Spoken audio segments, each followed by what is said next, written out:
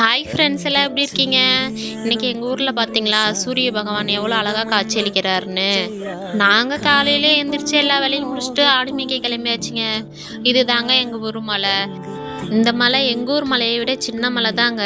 நாங்கள் சின்ன வயசில் பண்ணாத சாகசமே இல்லைங்க எங்கள் ஊர் மலையில்.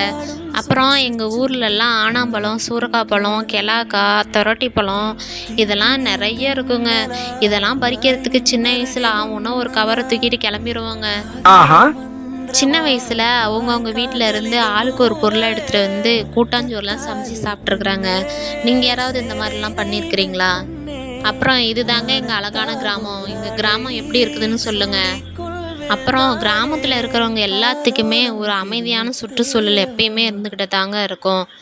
குறைவோ நிறைவோ நம்ம வயல்களில் வரதை நாம் விவசாயம் பண்ணி சாப்பிட்டுட்டு இருக்கிற சந்தோஷமே தனிதாங்க. அப்புறம் நம்ம ஊர் மலையில் எல்லா இடத்துலையுமே மூலிகைகள்லாம் இருக்குங்க. நம்ம எதையுமே இது மூலிகை இல்லைன்னு சொல்ல முடியாதுங்க. எந்த ஒரு செடியை எடுத்துக்கிட்டாலுமே அதில் ஏதோ ஒரு பயன் இருக்குங்க. அப்புறம் எங்கள் ஊர் மலையில் விலாங்கா மரம்லாம் இருக்குதுங்க. நான் இதை வீடுகளில் ரோட்டு ஓரங்களில் அந்த மாதிரி தாங்க பார்த்துருக்குறேன். ஆனால் இங்கே என்னமோ அதிசயமாக மலையில் இருக்குதுங்க. அப்புறம் இந்த ஆவாரம்பூலாம் இருக்குது இல்லைங்க, இதில் நாங்கள் டீலாம் போட்டு குடிப்போங்க. சின்ன வயசில் இருக்கும் போது எங்கள் அம்மா இதில் வந்து டீ போட்டு கொடுப்பாங்கங்க. ரொம்ப சூப்பராக இருக்குங்க. நீங்கள் யாராவது இந்த மாதிரி ட்ரை பண்ணி பார்த்துருக்குறீங்களா? எங்கள் ஆடுங்களுக்கு எல்லாத்துக்குமே இந்த தொரட்டி இலை ரொம்ப பிடிக்குங்க. இது எங்கள் ஆடுங்களுக்கு மட்டும் ஸ்பெஷல் இல்லைங்க, எனக்கும் ரொம்ப ஸ்பெஷல் தாங்க.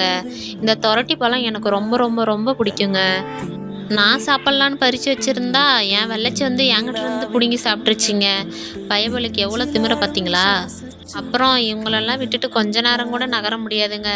கொஞ்சம் நவந்தா கூட எங்கேயாவது போய் யார் காட்டிலையாவது போய் நின்றுட்டு இருப்பாங்கங்க. அப்புறம் இவங்களில் முக்கால்வாசி பேர் எல்லாருமே மலையில தாங்க பிறந்தாங்க. இந்த ஆடுங்களுக்கெல்லாம் மழைக்காலங்கள் வந்தால் அந்த சளி பிடிச்சிக்குங்க. அதனால் ஆடுகள் நல்லா மேயாதுங்க, ஜீரணமும் ஆகாதுங்க. அதுக்கு ஒரு சின்ன டிப்ஸ் சொல்கிறேன் கேளுங்க. மிளகு, சீரகம், வெந்தயம், பூண்டு, துளசி, தூதுவளை, ஆடாதொடை, ஓமவல்லி இந்த இலையெல்லாம் வந்து நம்ம 15 நிமிஷம் தண்ணியில் ஊற வச்சு அதை நாக்கில் தடவி விட்டால் ஆடுகளுக்கு வந்து ஜீரண சக்தி, அப்புறம் வந்து சளி பிடிச்சிருக்கிறது எல்லாம் சரியாயிருங்க.